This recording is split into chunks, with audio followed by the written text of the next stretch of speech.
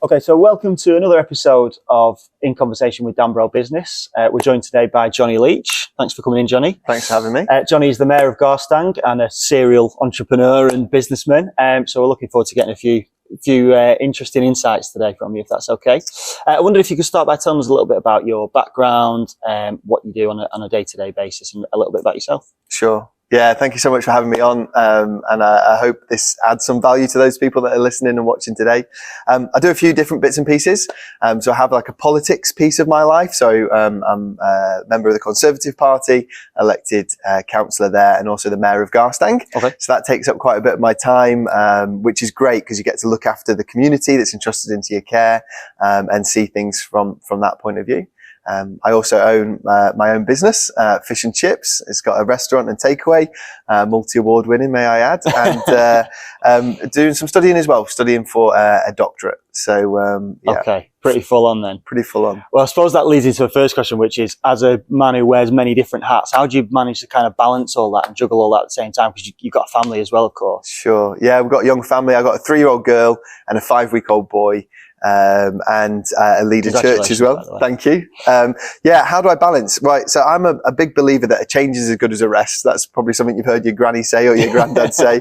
And I think it's true. And for me, I think not just in terms of, say, time management, but energy management. Yeah. And I find that when I'm doing different jobs, it draws from a different pool of energy. So if I'm doing, say, content creation, which could be writing a sermon for church, could be writing agenda papers for council, those type of things, that takes from one pool of energy. But then when I'm meeting with either my staff or customers, meeting with the residents, that's a different pool of energy. So I try and manage my calendar. But I think, okay, if I've got business meetings, I'll try and meet some people later. Or if I'm writing at my computer for a while, I'll try and make sure I see the family afterwards. So it's kind of, don't just always think about managing your time, but also managing your energy, realizing those things that really pull you down and those things that fill you up. No, fantastic. And does your experience I don't know which came first, chicken or egg, I don't know whether the political side came first, obviously your faith has been with you all the way through, but whether your capacity as a pastor came first or your business came first, maybe you could tell us a little bit about that.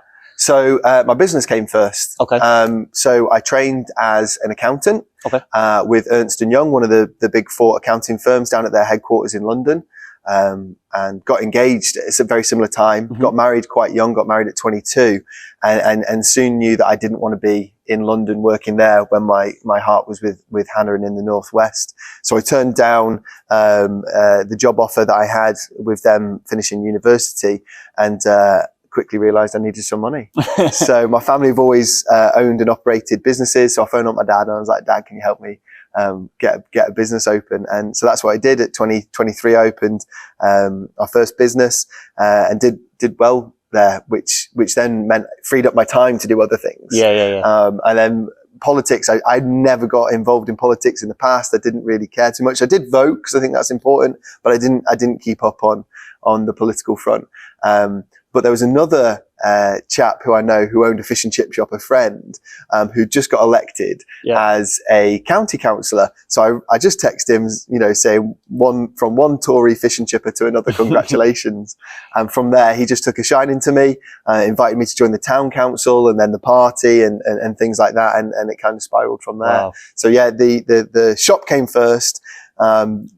Did quite well, which meant it freed up a bit of time, which meant I had capacity to start doing the church stuff and the politics stuff. And so with the business coming first then, has that influenced, I suppose it must have, your political career and your religious career, if I can call it that? Yeah. So certainly with the political side of it, there must be an influence from owning your own business to then working with other businesses within your sort of big time remit. Yeah, I think for anyone that's listening in that's started their own business or runs a business now, they understand just how important politics is.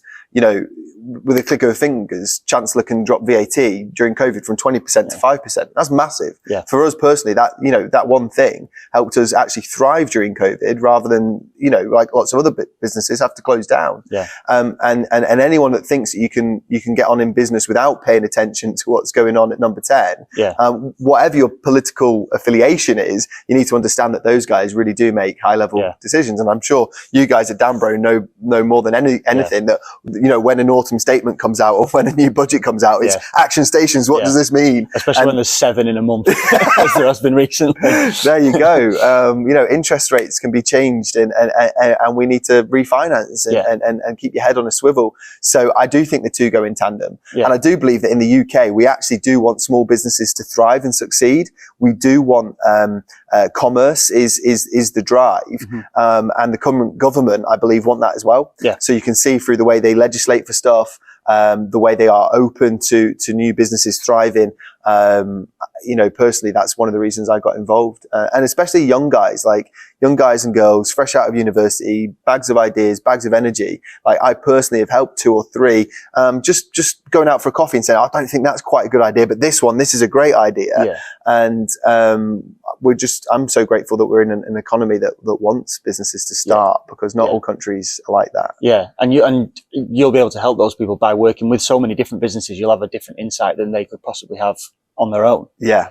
Sometimes people come to the council and they think that you're kind of like this panacea, this silver bullet that can fix everything, and you can't. You're a councillor. Councils are very slow, not a fast way of getting through business at all, but they are good at signposting. They are good at saying, well, here's a resource, or here's some training you can go on. They are good to network. So we have all kinds of businesses get in touch. Some just want you to come and cut the ribbon and wear your chains as the mayor and open the doors for them. They want to be cool by association, maybe, I don't know, get that picture for the front page. And others genuinely want help and support. And it's a fine line what you can do and what you can't do. Personally, I think markets should dictate what businesses should succeed, not councils. But councils definitely should be able to help. Definitely play a part. And in terms of the similarities and differences in, say, your role as the mayor and your role as a pastor and your role as a businessman, what are the similarities there? Particularly with people, in terms of working with people. You just hit the nail on the head. That's it. So a lot of times people do genuinely, they ask me that question, like mates from the rugby team or anyway, how do you do so much stuff? Personally, I don't actually think I do that much. I just facilitate other people to do that much. Growing up, my dad always had this phrase, multiply yourself through others. So working down in the city of London, you see these investment bankers making crazy money, but they're using other people's money to do that. They're multiplying their wealth through using other people's wealth. I think we can do the exact same with time. Like I only have 24 hours in a day, but if I have a clerk and a deputy mayor and other officers on the council that have also 24 hours in a day, and I've got my shop manager, assistant managers, I've got staff and students that come in and work evenings and weekends. They've all got 20. And at church, we've got all these people that want to give. They want to run the youth group. They want to run, the old people's groups. My job is kind of just leading, just facilitating. Hey guys, how's it going? How can I help? What policies, procedures, systems that can we put in place? People just want a bit of direction, encouragement, pat on the back, opportunity to thrive. And that's kind of where I see my role. I don't actually do too much hard work, but I try and help. But you're the conduit then, aren't you, really, for them to hopefully to move forward? Sometimes I'm a bottleneck. Sometimes that conduit's not flowing quite so well because people are waiting for a reply to an email or for a catch up. But I definitely think anyone who's listening who's a leader, for me personally, like philosophically, leadership isn't getting things done. Leadership is getting other people to do things. So sometimes we become the bottleneck because hey, I didn't sign off on that and I haven't done that yet. But I think, if you just delegate tasks, you end up with followers. But if you delegate authority, you end up with other leaders around you and they want to be there and they're thriving and they can make decisions as well. That's a really cool way of thinking. And I think you're obviously an older head on younger shoulders. You said there you started your first business at 22, 23. So what inspired you to do that rather than say come up north and work? Because there are big accounting firms up north. Was being one of them. And you could have gone down that route. What made you want to start your own business instead? So when I first turned Ernst & Young down, the second thing they did was offer me a job in their Manchester office. I turned that down, and then they offered me more money at their Manchester office. For me, I couldn't see 30-year-old Jonny in that role. So I didn't think there was any point in 22-year-old Jonny. I'm quite intentional about where I wanted to be. Now, some people, when they're starting businesses, they've got really good heart motives. They want to, help the environment, provide jobs for the community. my motives were not that noble. I just wanted to make money.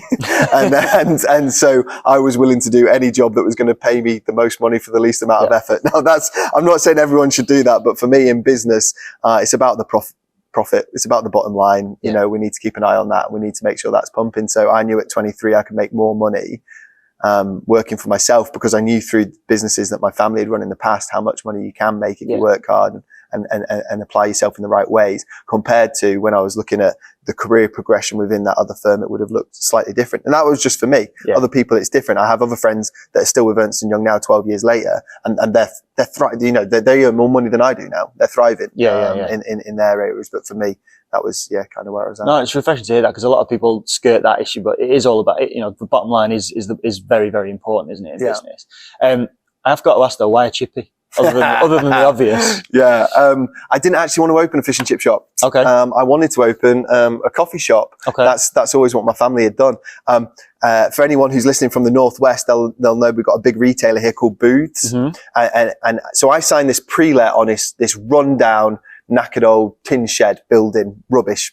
We had to drop it down. But I signed this pre-let and I was going to open a coffee shop. And just at that same time, Booth started offering free coffee to anyone who was like a Booth card holder, like a member. And I was like, you can't compete with free. You just can't. So I'm like, oh great, I'm only 23, been married, 6 months, and I've already ruined my life because I've got this horrible tin shed, and my business idea has just literally gone down the Swanee. Turned down one of the biggest accounting firms in the world. Yes, literally. I was thinking, Hannah's mum and dad, they were not happy with me because they thought she was getting married off to an accountant, and they found out that I wasn't. So yeah, at that point, I was literally like, uh-oh, what am I going to do? I thought I was onto a winner. I'm clearly not. I can't compete with free. So I just ran the demographics on the town, and it was just racking my brain. What are they missing that could possibly, meet a need? Where's the gap in the market? Now, where I'm at, there's a lot of retired old people, and they love fish and chips. I knew catering. Catering's pretty much the same, whether you're selling tea and coffee or fish and chips. It's the same business model, just a different same product. processes. Exactly. So just did that, and as I had the builders coming in to demolish the old building, build a new purpose-built building, I then went to go and learn fish and chips because I hadn't got Scooby-Doo. I didn't know anything. So I find in business, again, this is a principle not just for fish and chips, for anything. People want to help. People that are further down the road than you, they genuinely want to help you. So as long as you're not going to be a competitor to them, they're willing to share. So I phoned up other fish and chip shops that were way further away from my shop. They weren't going to be a competitor, and said, can I come and work for you for free for a month? But you can come and train me. Every single one said, yeah. I worked in 3 different shops. I picked strategically. I started off in a small fish and chip shop that only did takeaway, and was in a small market town. So I knew it wasn't going to be crazy busy. So I could talk to the owner a bit more, learn a bit more, have a bit more hands-on. Through to the last shop I worked at, you wouldn't believe me how much turnover they had. And I worked a bank holiday weekend there, and they turn over more money than the local McDonald's franchise. It was just unreal. And I just went in and I was just frying. So I was just doing one job. I didn't get to see the whole business, just one job, but I could see how you can do that job so efficiently and quickly. So I'd seen from how do I run the whole business through to how can you be really specific? And my shop's somewhere in the middle. So that's what I did. And again, I think that would go for any type of business, that actually people want to help, especially people that have done it themselves. They know the struggle. They know how hard it is to get there. They want to support you. So, and that goes for any job. Go and find someone that's already gone down that road you've gone down. Just send them an email, give them a phone call, drop in their DMs, say, hey, I'm 10 years younger than you. I like what you're doing. Can I have a coffee? I almost guarantee they'll say yeah. No, absolutely. And it takes an amazing sense of initiative to do that, though. That's not a lot of people would start off like that. And I think a lot of people would stay in the comfort zone of what they know. So did you find that difficult, even having learned the fish and chip way of doing things, moving that forward thereafter? Yes, it is difficult, as in it does take hard work. It did take a lot of hours. You do have to persevere. You do have to put in the hard yards. But for me personally, the way I'm inclined, I find being comfortable difficult. I actually find changing and learning and growing is the fun bit for me. So absolutely. And as a leader, so there must have been times when things have not gone to plan within your businesses and obviously with the council and other aspects of your life. So how do you handle that? How do you handle when things perhaps haven't gone the way you wanted them to? Yeah, I think in hindsight, sometimes I wish I handled things better. And that's why I still look up to people who are way down the line than me in business. So when something tough comes along, I've got people that I can phone up and say, how would you handle this? Or how did you handle this when this happened to you? Because, doing life on your own, doing leadership on your own is way too tough. Community is where it's at. But when you're the leader, you are on your own. You're the leader. So you can't always just say to the rest of the team, what should we do? Although that's a good leadership approach. Sometimes when it's of confidential, sensitive nature, sometimes when it might affect a whole lot of people, you only really want to speak to them when you know the answer. You don't just want to produce the question. You just got to know in those seasons that you need to work harder. It's going to take more hours. It's going to be intentional about finding the help that you need, and what that would look like, whether it's financial help, whether it's management help, whether it's new ideas, whatever it is, it's going to get you through. But yeah, I believe there's no such thing as a problem, only an opportunity. Now, things do feel like problems at the first instance. So you need to count to 10 and go, okay, so where's the opportunity? We've lost one customer. How can I gain 2 more? We've lost one key member of staff. How can I train up a new guy that really wanted that promotion? And I think by focusing on what's the opportunity here, it kind of diminishes the problem. It's still there, but it mitigates it a bit. So as someone who's experienced success from such a young age, do you ever get imposter syndrome at all? Has that ever been a factor? Yeah. I think that's a big term, like imposter syndrome, and what does that mean? And it'll mean different things to different people. But there's certainly been times when I've been in meetings thinking, how did I get in this room? Yeah. And people are asking me for the answer, and I'm like, I should be asking you, I'm just making this up as I go along. And definitely in the early years, I actually was genuinely making it up as I went along. I didn't have an experience, I hadn't got training in this area. Even just simple things at the fish and chip shop, you got staff that ask you a question. I'm like, I don't know. And you just, well, let's go this way. Yeah. That phrase, fake it till you make it. Now, I don't fully agree with that because I don't like the fake it bit, because I don't think in life anyone should be fake. Let's be open, honest, transparent. People help those type of people more. Yeah. The more humble you are, the more help people will give you, and we need teams to help us. But there is that, pretend to be who it is you want to be. So if I was this person, how would I act? And I would wear this type of clothes and I would say this type of thing. And if you act that way, you are that person, because that person acts that way. So you go to a council meeting, you dress like a councillor, you speak like a councillor, you address other people with honour and dignity and respect. You don't, just shout across the council chamber. If you're the business leader and there's a complaint, you put your best foot forward and you deal with that complaint. If there's a staff member that's playing up, you be the one that does that, because that's what a boss should do. If you then, I don't know, I'm not trained, then you're going to lose the respect of everyone around you. So yeah, I wouldn't say to anyone listening, fake it till you make it. But I would say, start being the person you want to be. Start acting. If I was 2 years further on in my career, how would I act? Yeah. Say you're wanting a promotion at work, and you want to become assistant manager. You are assistant manager, you want to become manager. Start acting like the manager acts, because people will start treating you like that manager, like that person. So when it comes to your appraisal, when it comes to getting that promotion, and people want a business case, why should I promote you, Sam? Why should I promote you, Jonny? I'm already doing the job. What an easy answer. Yeah. I'm already doing the job. So I want to be a councillor. Start acting like a councillor. People start treating you like a councillor, and then when you come to elections, I got voted in. Why? Because I'm a councillor. Yeah. So yeah. So you think in some situations it seems like you're saying that it's not so much always about what you say, it's how you say it and how you sort of project yourself onto others. Man, here's a leadership lesson for anyone listening, young, old, whatever. Everything about you says everything about you. If you think you don't have to brush your hair this morning, people think, he's the type of person that doesn't brush his hair. Well, he's not the type of person that I'm going to follow. Yeah. If it's you're not got the right shoes on, you're not got the right top on. One of the things that I'm really trying to work on now is my weight. Everything about you says everything about you, and people pick up on everything from the way you treat the cleaner through the way you sign off your emails. Everything about you says everything about you. Yeah. So you start acting like the person you want to be. If I want to be a person that treats others with respect and dignity, I need to start doing that. Yeah. If I want to be the person that looks like I'm a leader, I need to start dressing like a leader. And it's that simple. And the people that turn up to work late and they wonder why they're not getting a pay rise, the people, that turn up looking sloppy, or, they've gone an extra week without getting their hair cut, things like that. Now, I do apologise, I haven't had a shave today, but I got scratched playing rugby on Saturday. Saturday, Preston grasshoppers, they're dirty. And it would hurt too much. No, Preston grasshoppers, good team. That's what I would say. So you start acting, start looking, start treating, start communicating like that promotion you want. They're easy things to change, really, for a lot of people, aren't they? Easy. If you're not willing to do that, you're not going to do the hard work that actually the job dictates. Definitely. Obviously, taking a bit of a segue, there's a lot of talk, obviously, about mental health. You must deal with that a lot in your role as a counsellor and through the church as well. So how do you, sort of a two-part question, really, how do you manage your own stress and anxiety, given everything that you've got going on? And also, how do you recognise sort of poor mental health potentially with people who are under your care, as it were, in work? So, as a personal hobby, I quite enjoy psychology, and I listen to a few bits and pieces and read some stuff as well. And the data's in. The more you think about yourself, the more negative thoughts you have. And that could be for anyone, successful, unsuccessful, whatever you define yourself as. The more inward your thoughts are, they literally trigger the negative emotions in your life. The more outward your thoughts are, the more positive. So if you're ever feeling down, go and do something for someone else.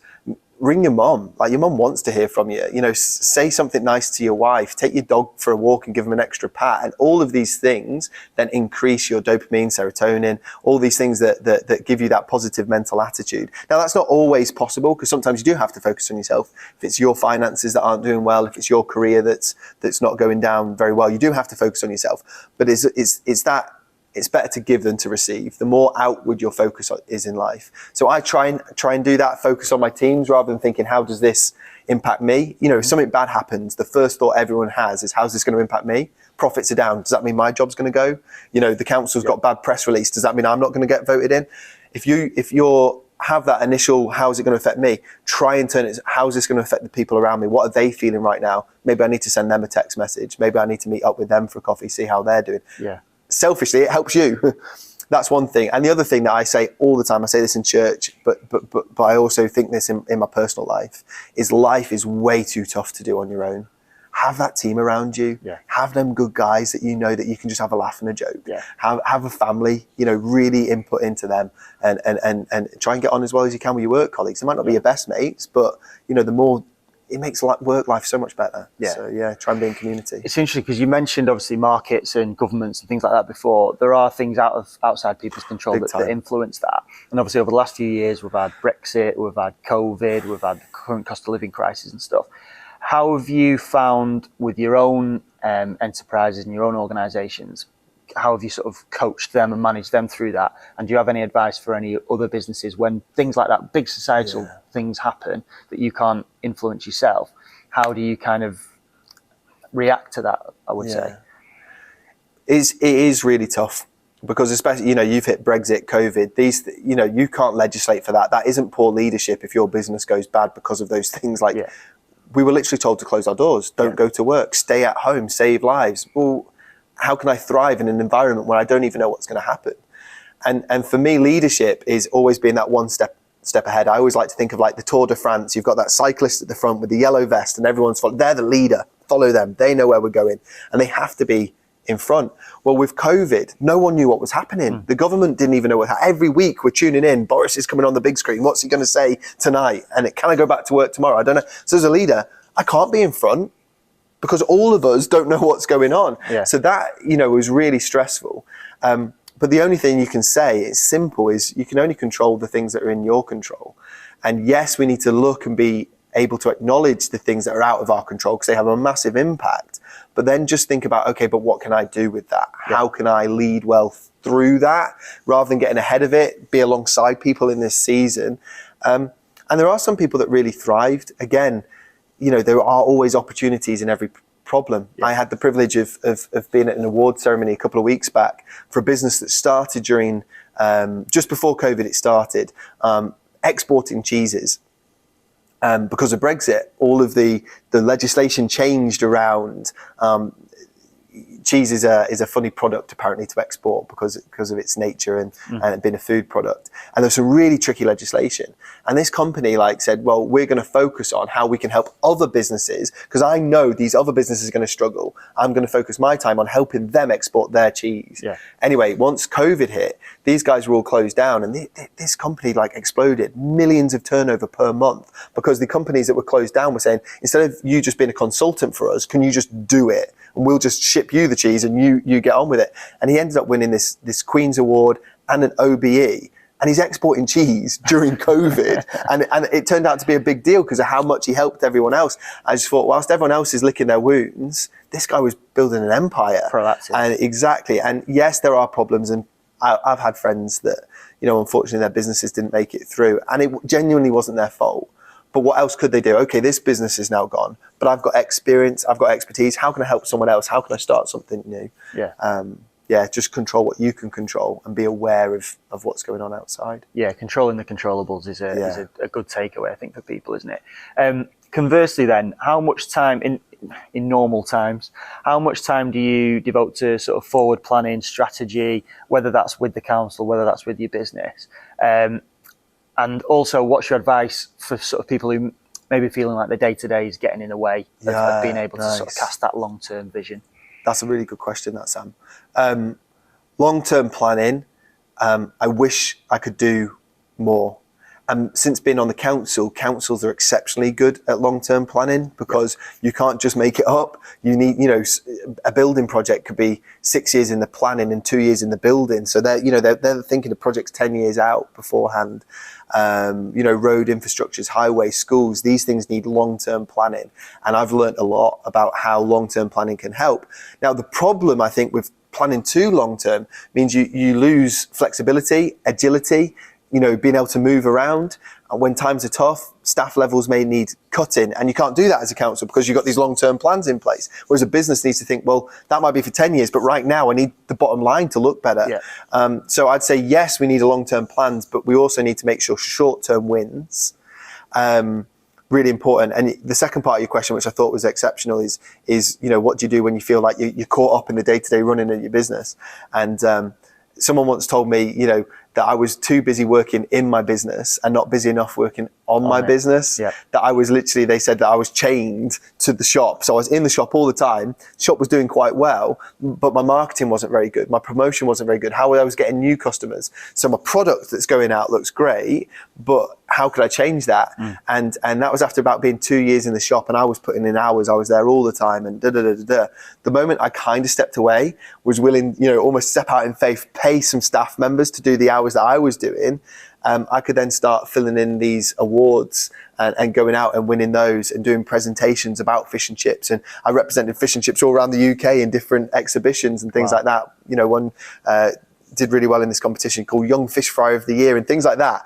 And I wouldn't have had that capacity if I'd stayed chained to my shop. Yeah. So I'd encourage anyone listening, important to work in your business, work alongside your employees so they can see you carry the values and the culture of that business, but also to be working on the business, because that's when you can help everyone get that marketing out, let people know the good news of what's going on, be involved in other things. Whereas if you're only in your shop, you can never see the bigger picture. Yeah, no, that's really interesting. I think one of the questions we always ask people is, what's your favorite thing about running your own business? But I think because you're involved in so many different things, what's your favorite thing that you do? Yeah, other than your family, obviously, which I would imagine is a given.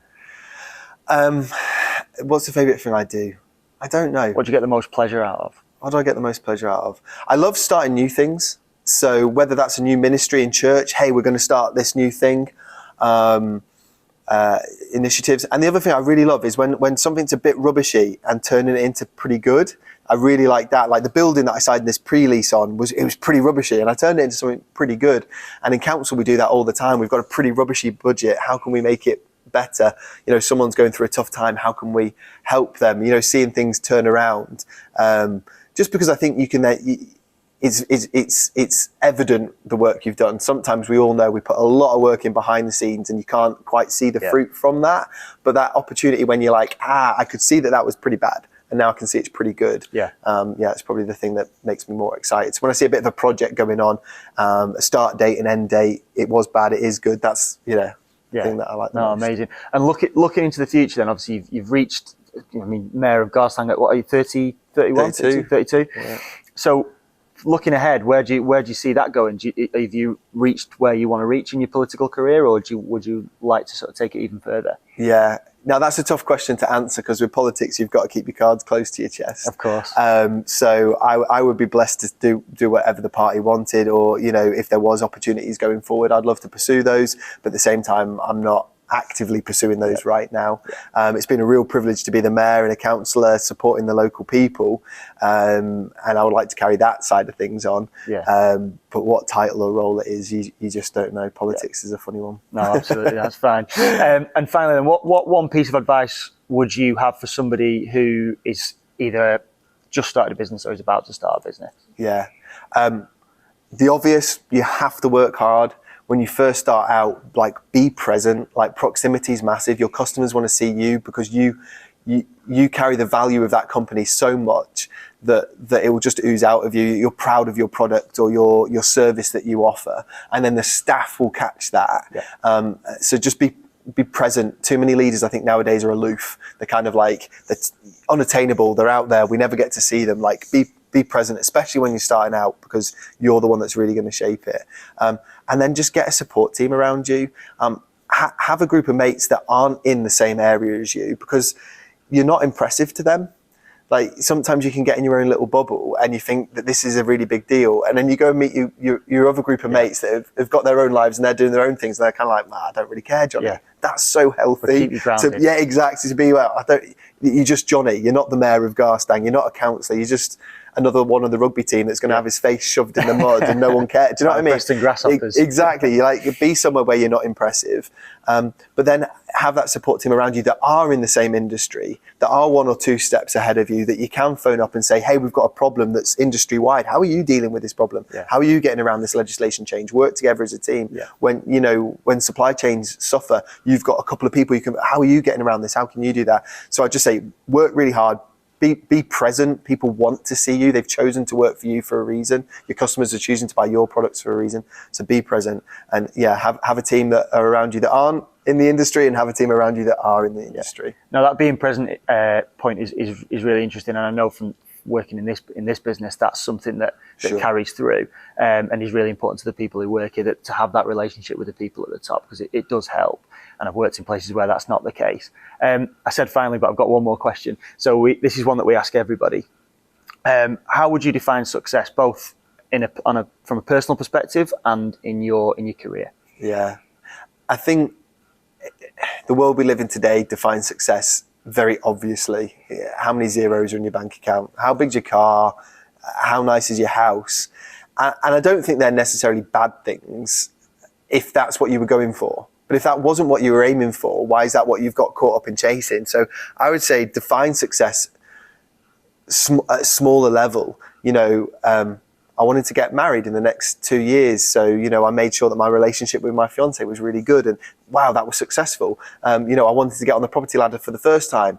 Oh, and I got that mortgage. I wanted to start a business, and yes, I finally got the URL for my first website, and we're going to go, I would rather define success on a micro level, and then you have a life that's successful, rather than I'm only going to be successful once I have the Range Rover and the £1 million house, because I hope everyone gets that. But the first 10, 20, 30 years it will take you to get there, you're feeling unsuccessful. And actually, it's not the day you get the keys to the big house that you won. It was every little step along the way helped you win. That one promotion, that one pay rise, that one key networking connection that got you a new gig. So I would just say, define your success a lot smaller. Success for me is to eat tea with my kids 3 nights a week. Do you know what I mean? And you say, great, I did it this week, I was successful. And those weeks when you don't do it because there's too many meetings, it's like, oh no. And so I would say each person's going to have different success levels, but try and do it more micro and intentional. Who is it I really want to be? Not just what do I want to have? No, I think that's a really nice place to leave it. Thanks very much for coming in, Jonny. Thank you for having me.